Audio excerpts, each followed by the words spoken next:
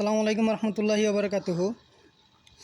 যারা মাজার ভাঙার কারণে আওয়াজ তুলতেছেন, যারা মাজার ভাঙার কারণে যারা মাজার ভাঙতেছে ওদেরকে অনেক কিছু বলতেছেন, নানানভাবে গালাগালি অনেক কিছু বলতেছেন।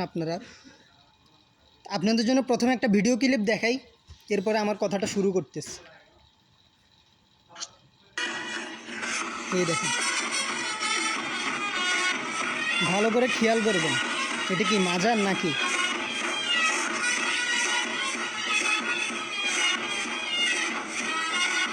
এটা কি হিন্দুদের বিয়ে নাকি মাজার বোঝা যায়?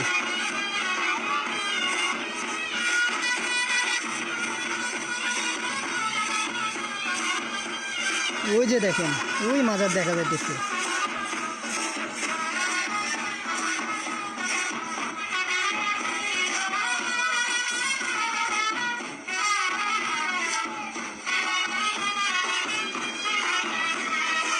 হ্যাঁ, জাস্ট এতটুকুই। আরেকটা আছে,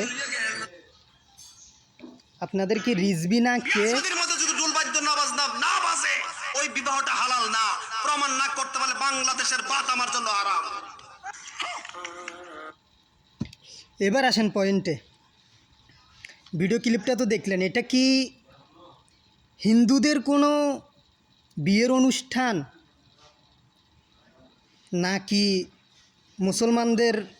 ওরা যে মাজারের মধ্যে আপনারা যারা মাজার ভক্তি দেখাইতেছেন, যে মাজার কেন ভাঙতেছে, এগুলো নিয়ে যারা কথা বলতেছেন, যারা ওদের বিরোধিতা করতেছেন, আপনাদেরকে বলতেছে মাজার নিয়ে আপনারা যে মাজার ভাঙার বিরোধিতা যে করতেছেন, মাজার ভাঙা যাবে না, আপনারা যে আওয়াজ তুলতেছেন, আপনাদেরকে তো কখনো দেখি নাই যে মাজারকে কেন্দ্র করে যেসব হারাম কাজগুলা হয়, যেসব খারাপ কাজগুলা হয়, এই যেগুলাই হয় আপনারা তো জানেন, সবাই জানেন যেগুলা হয়, আপনারা তো এগুলার বিরুদ্ধে তো কখনো আওয়াজ তোলেন নাই।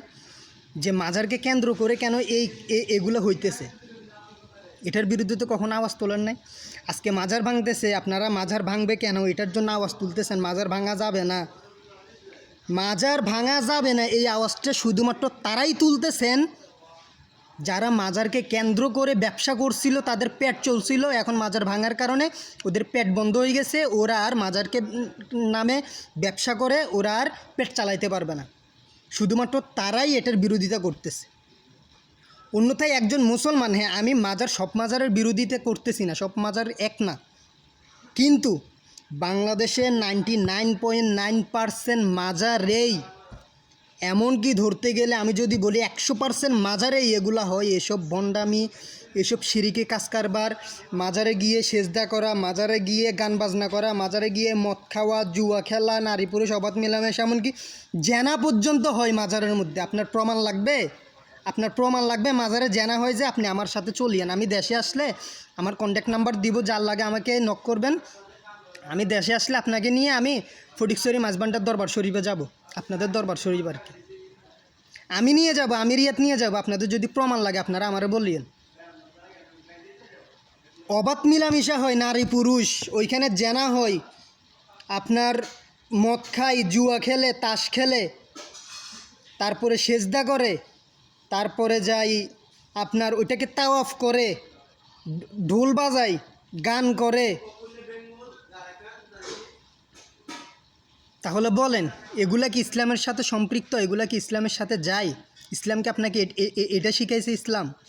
আমার তো বুঝে আসেন, আপনারা যারা এই যে মাজার ভাঙতেছে, যে এটা নিয়ে যে আপনারা যে মাজার ভাঙা যাবে না যারা আওয়াজ তুলতেছেন, আমার তো মনে হয় না যে ওদের মধ্যে মানে অন্তত মানে একটু পরিমাণ হইলেও ইসলামের জন্য ভালোবাসা আছে। কারণ আপনি যদি আপনার মধ্যে যদি ইসলামের ভালোবাসা যদি থাকতো ইসলামের জন্য, তাহলে আপনি কখনোই এটার বিরোধিতা করতেন না। আমি আবার বলতেছি, আমি সব মাজারকে এক কাতারে দাঁড়া করে দিচ্ছি না, তবে বাংলাদেশের 99.9% মাজারের মধ্যে এগুলো চলে।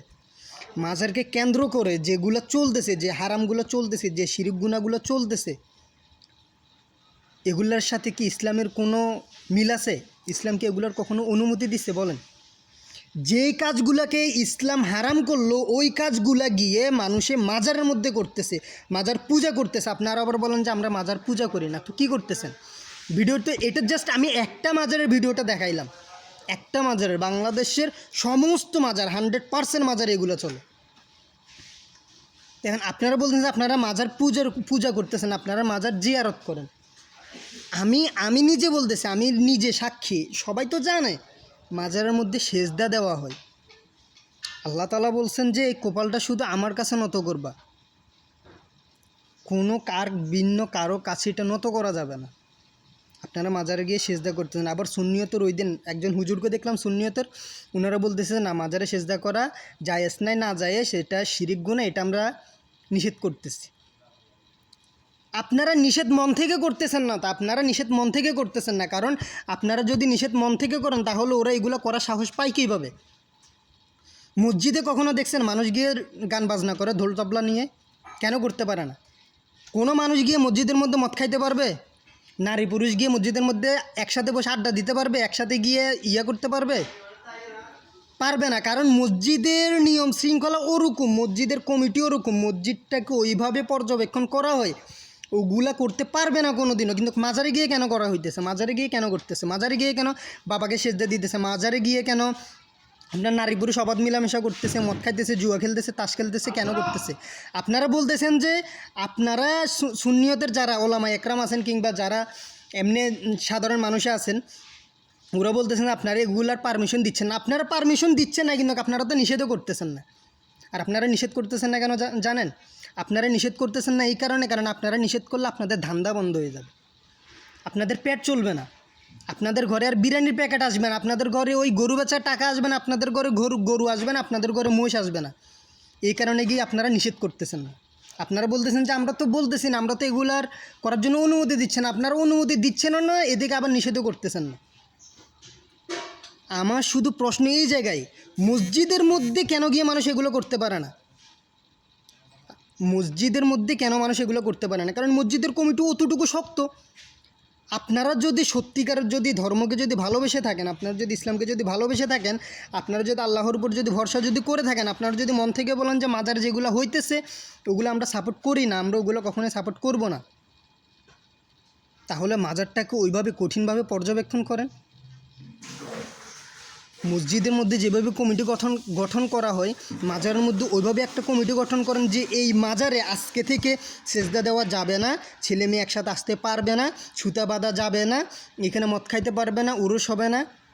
আপনারাই করেন, দেখেন তো কয়জন যায়?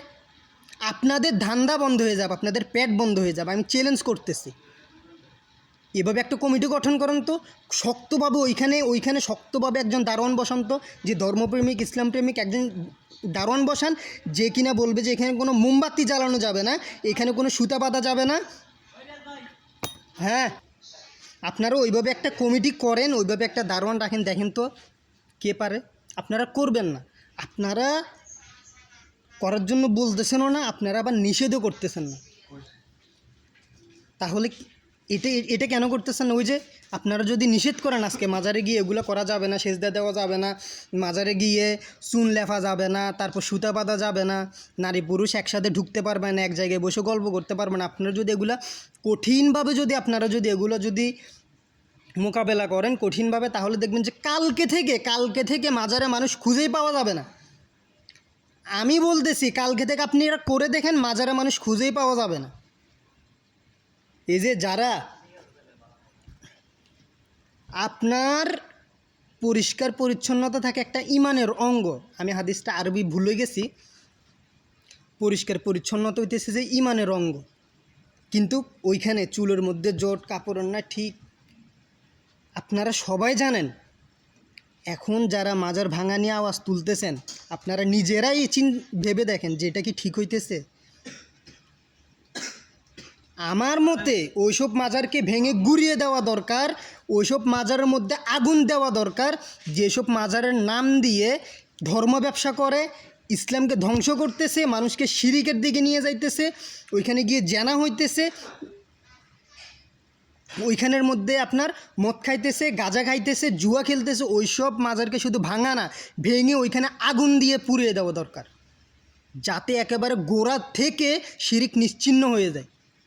আল্লাহ তাআলা কিয়ামতের মাঠে সমস্ত গুনাহ মাফ করে দেবে, কিন্তু শিরিক গুনাহ কোনো দিনও মাফ করবে না।